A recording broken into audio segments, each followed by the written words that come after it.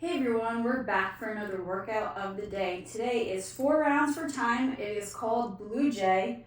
It is 10 thrusters, 25 sit-ups, 10 box jump overs, 20 shoulder taps, 10 hip thrusters, and 20 weighted flutter kicks. So we're going to go through all of those movements and the modifications, and then you can get started.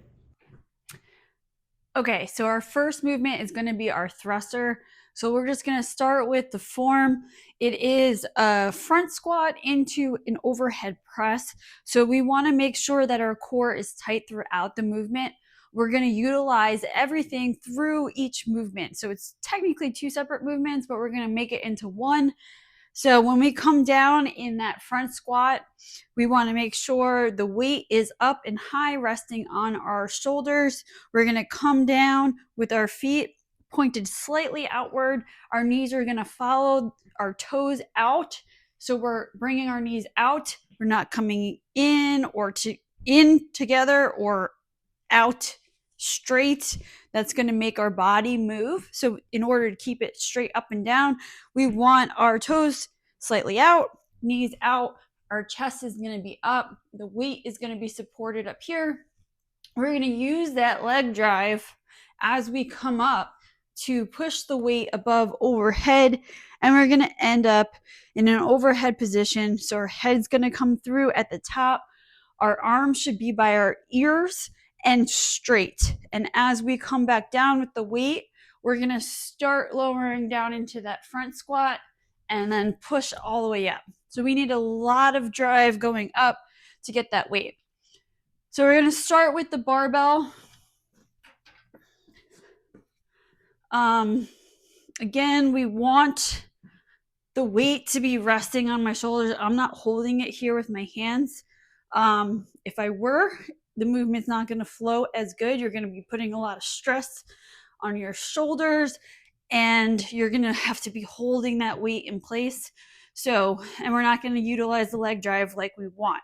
So we're going to come down and push overhead, follow it down, push overhead, like so. Now we want to ideally come down at least parallel to the ground. So that means that we want our feet to be planted flat on the ground, and we want to come down so our leg, this part of our leg, is parallel with the ground or a little bit lower if you can. If you find yourself rolling onto your toes, we want to make sure, one, our mobility is good enough to get us down to that lower position, or two, our feet aren't pointed straight, which is going to automatically shift that body weight to our toes. If you don't have a barbell, you can do one or two dumbbells at a time. So you're going to hold, again, resting on that shoulder. We're going to come down, and it's the same movement, and pressing straight up, driving up with those legs. You can do 5 on each side. If you're just going to do one, I just want to make sure that your arm is coming straight up when you do this. You don't want it forward or back or out. It's going to put some real pressure on that shoulder blade and those muscles, and could potentially cause some pain or injury. Now, if you don't have dumbbells, but you have bands, you can do it with bands. If you have two of the same resistance on two bands, then you could do it with two. But if you only have one, that's okay. Again, you can do 5 on each side. Coming down in that same movement. Don't let the band pull your arm in weird directions. If you don't have a band and you're just not ready to add weight, you can also just come down in front squat and just simulate the movement overhead. Okay, the next movement is going to be our sit-up. So we want to come down, touch the back of the ground here, come all the way up and touch those toes. Now, I want you to really use squeezing your abs as you come up. Don't let the movement just be you flailing around. Really squeeze those abs to get the most out of the sit-up. If you can't reach your toes, go for your knees here, making sure we get just our full body, full upper body off the ground as we do it. If you're a crunch person, that's fine. Just no hands behind the head. Just try to reach for the shins. And again, just trying to get that upper body off of the ground. Okay, box jump overs. So if you have a box, use a box. So usually with the box jump, I tell you to stand all the way up at the top. So for this, you don't have to do that. You can just keep moving. So we want to, now we can do several ways. We can do it facing the box. So we jump on the box, jump over the box, turn around, jump on the box, jump over the box. Make sure that when we're jumping on the box, we're jumping fully and completely on the box. So our whole foot is on the box. So we're not unstable, especially if you're going to be jumping over. You want to make sure you're on that box. Now my box is a little bit thinner, so some people have wider, and you just have to be aware of your space there. You can also do it sideways, so you're not doing a crazy spin around and getting all dizzy. Make sure you switch directions if you're turning. We can also do, again, a step over, and we can do it sideways. So we can put our whole foot on the box using this leg to step up fully and completely. And then you're going to have to shuffle a little bit, step off, step up. Or you can face the box, step up and down, and just make sure you're switching legs.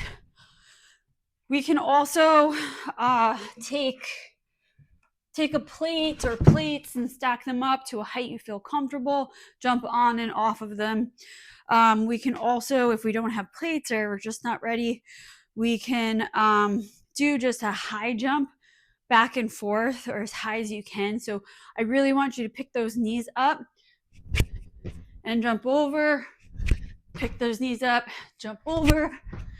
Now I know that everybody has different mobility there. If you're really having a hard time picking those knees up, you can do kind of a skip jump from side to side. The next one is going to be our shoulder taps. So with the shoulder taps, I want you to be aware of your whole body. It's not about tapping your shoulders. It's more about keeping that body tight and still. So when we're in this position, we're going to put our legs a little wider. Our butt is going to come down and flat. And we're just going to tap at a slower pace as we squeeze everything so that nothing moves except for those hands. So again, no butt in the air or down. We want a good plank position, feet a little bit wider, and nothing is moving. And to make that nothing is moving, you really got to squeeze abs, glutes, and legs. I don't want to see like a rocking thing. To add a little bit more to that, you can also put your feet up on the box or in a handstand position. And again, we don't want the legs to move at all. Okay, hip thrusters. So with the hip thrusters, if you don't have anything to do it against, it's okay. You can do it on the ground. You can do it with or without weight. So without weight, we want to bring our feet in so that as we lift, we can get ourselves in this nice straight line. Okay, and we're going to come down and we're going to be squeezing everything as we come up. So squeeze your glutes up, come back down, touch. And you can even put your hands here to make sure that you can feel everything squeezing. So you can also add a weight or a dumbbell or whatever weight you have. You can also do it against your wall ball or another exercise ball or a bench. But again, making sure that we come up into a nice flat line, squeezing everything at the top. You don't want to see it fast. It should be a steady movement, really focusing on squeezing at the top. So again, with or without weight, with or without something to put your shoulders up against. Next movement is going to be, I don't have to go anywhere. It's going to be our weighted flutter kick. So first we'll just go over the flutter kick. This is an ab workout. So that means we want to be having our abs squeezed as we do this. So we're going to take our shoulders and come off the ground. And now I'm holding myself here with my abs. Now, as I lift up my feet, I'm going to feel more of that ab work and squeeze. I don't want to see like some crazy high kicks. It should be just here squeezing, focusing on squeezing those abs. Now, the weight adds a little bit more resistance up top so that you're using your abs even more. So you can hold it straight up, right? But if you do, that's fine. If you bring it back more, it's harder. You're going to feel it a lot more in your abs slightly back. So depending on where you're at, how much weight you're using, you can either hold it up front or hold it slightly back. Even just laying here, I can feel more of that work here. So with or without weight, you can do these in front or behind a little bit, depending on where you're at with your core. So we're going to do all those movements 4 times. Make sure you're marking down your weights. Make sure you're marking down your movements and your time.